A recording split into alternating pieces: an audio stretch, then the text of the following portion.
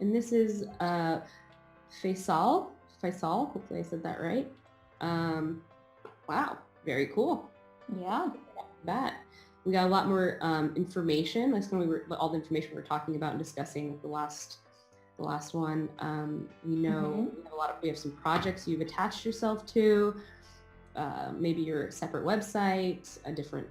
So this is already, it's looking pretty good. Yeah. Okay, a little bit of like literally your background and what you've done. It's almost like a resume of sorts. Yeah. Which is totally, I love when people use Behance for all these different ways. Put in the time for this one. Yeah. Great. A little bit blurb about yourself. A thing that says hire me, which is like excellent. That's basically what we're here for. Right. I like it when people are just, straightforward, right? This is how you can find me. This is how you can hire me. Yeah. Like, it's like, listen, I know why you're here. and I like that you're here. So that's nice. Look, I'm on board with you being here. Live shout out. Hey, might have to daily creative challenge. That might just have to automatically be our second one. The Adobe Live. That might have to be like our second one because I love seeing the daily creative challenges, but I want to see what else we got going on in here. We do have a lot of really cool Adobe challenge work, looks like. Oh, we've got a bunch of daily creative challenge work. Okay, so then any of those could be fine. Yeah. But what are you drawn to, Alexis? Well, I'm interested in seeing this online marketplace because the mock-up is so interesting, right? It's very futuristic, right? Like, where will I find that tablet stand? Like, when I'm finally allowed back out into the world, where will it be? Yeah, either that or let's go with that one. Let's do that. I'm a sucker for a good mock-up. Okay, so I now see, I thought that was literally a stand, but it's an iPad with a case behind it, which is way cooler than what I was envisioning. I guess I just was drawn to, it looked like it was hovering. I didn't know what I thought it was. So right off the bat, we have a great, I love when people actually do say, this is exactly what I'm making, right? This is a UI for an online marketplace. I love that. And we can see that it's the desktop version of it and that it's for the buyer. A little bit of cool. We got some features. We got some pages. Cool.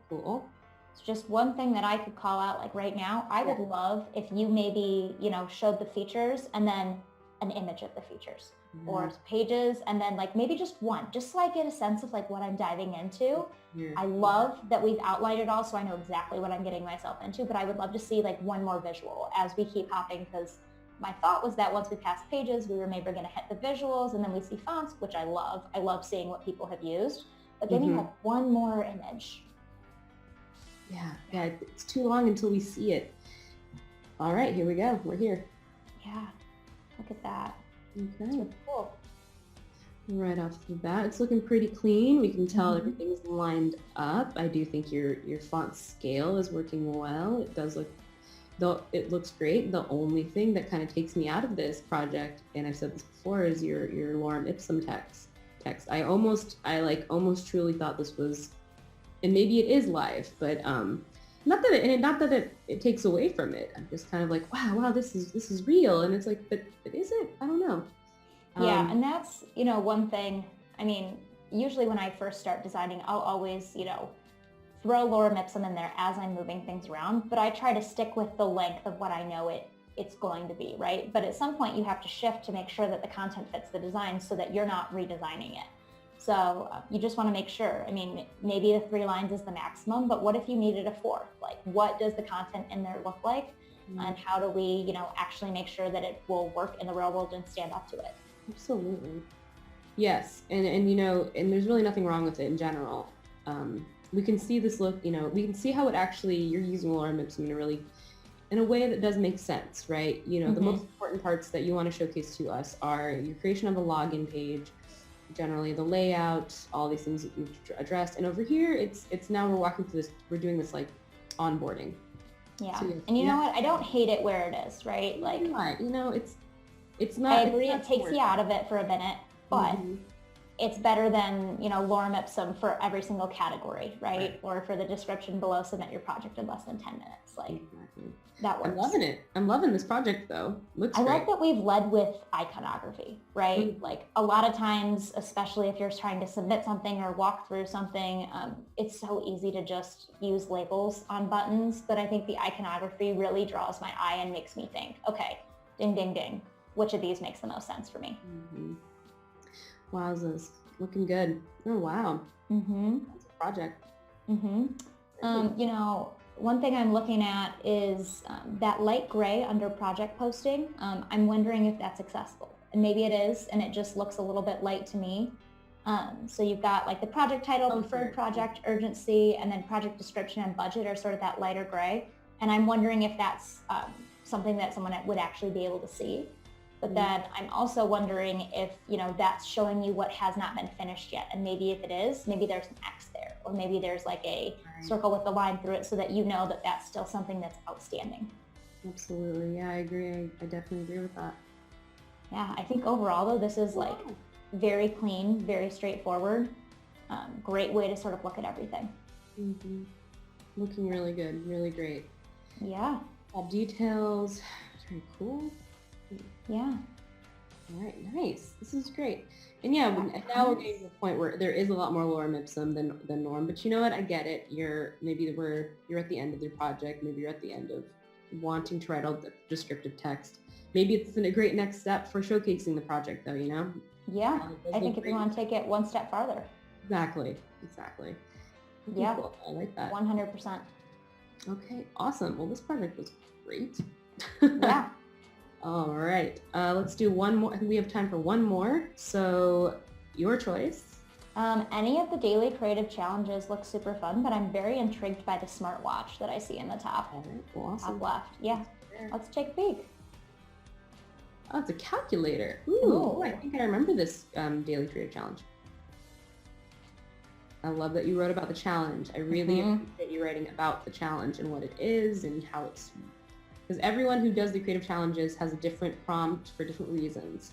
Well, and everyone, like you said, you remember it, I remember it, but it's just nice to remember what the challenge was, later on, right? Exactly. I'm not going to remember that we did a calculator. Maybe I will, but maybe if I've never seen a daily creative challenge before, I want to read the prompt and see how I could get involved. Absolutely. Love that we've got a color palette in there. Okay, so there's a getting started. Okay, I like that. Have this screen to choose which option you want, numeric or voice command. I like the idea of voice command calculator. Do you know how many times I ask myself how to multiply or subtract things in my head, and I wish that I could just say it and it would automatically happen? Oh my gosh. That's great. Yeah. Or when you're at a restaurant, you are like, what's 20% of? Yeah, right. Oh, I'm not the best with math, so that would be great. Typing numbers. You can slide and choose which number you need and simply click. Okay. So one thing I'm thinking, sliding is great, but I wonder if you've got, maybe it would only take, 2 more lines of buttons to add those all in there. But I'm also wondering, maybe slide down to the next one and see if we can see it. But I'm feeling like I haven't been able to see the numbers on the Apple Watch very easily if you're typing them. So maybe up the contrast on that a little bit. Yeah, that's interesting. This idea of sliding across to get to your numbers. Do you have an Apple Watch?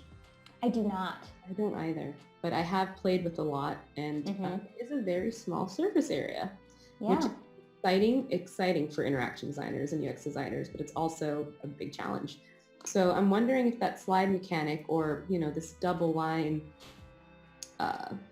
basically where your numbers and your functions are to multiply and divide, they're too small, I wonder if, and maybe this is just because we haven't seen the interaction of it, but I wonder if the thought is that you touch it, you slide it, and as you're sliding, the numbers are what's showing up on the screen, or they're bigger in some way. And if that is the thought, maybe show us that, right? Show us what someone touching it and sliding over to 3 or 4 or whatever might look like, just so you can, showcase what that interaction actually would be. Wow, that's a really great, that concept would be really cool to see, and definitely I wouldn't be able to understand it just through the image. Yeah. Like a sliding scale. Mm-hmm. Oh, look at this. So That's it's cool. the voice input for you. Mm-hmm. Okay. I mean, this is what I needed. I need an Apple Watch for this reason and this reason only, right? Like, Yeah. use 20% of my bill so I can tip right. Right. Like, what is 30 multiplied by like 25? You know, remember being that kid being like, I bet you can't multiply these numbers together, and someone's holding a calculator. That's what this is. You know, I do remember that, like, I think it was like I watched an episode of Arthur once as a kid, and it was when Buster was learning multiplication, he knew 9 times 9 was 81, and that is the only way I ever remembered that dang multiplication number. And so as soon as we got to that like level of math in 4th grade, I was like, I know what 9 times 9 is. I love that. Ooh, maybe this is what we've been looking for the entire time. And I don't know if you guys can hear the sound. I can. You can. So there is sound. Oh, okay. So yeah. So you do slide, and it does light it up when you do it. I just wonder, maybe it would be nice if you could actually, like if the numbers lit up as you slid past them. You know what I mean? So you could see where you were landing. Ooh, we're going to put up the voice? 9 multiplied by 3. Oh, Did you use XD's voice command feature for this? cool. Oh man, what uplifting music as well. Right? That's awesome. So, okay. So I would love if you moved that farther up on the page, right? So I know it might not fit like the aesthetic with the, you know, watch and the explanation, the watch and the explanation, but if you could just throw that in farther up so that one, you know, it catches my attention and I go, oh, there's some interaction design that's been happening here. And two, just to showcase the fact that you took that extra step rather than just designing the screens, you actually made it interactive. That's awesome.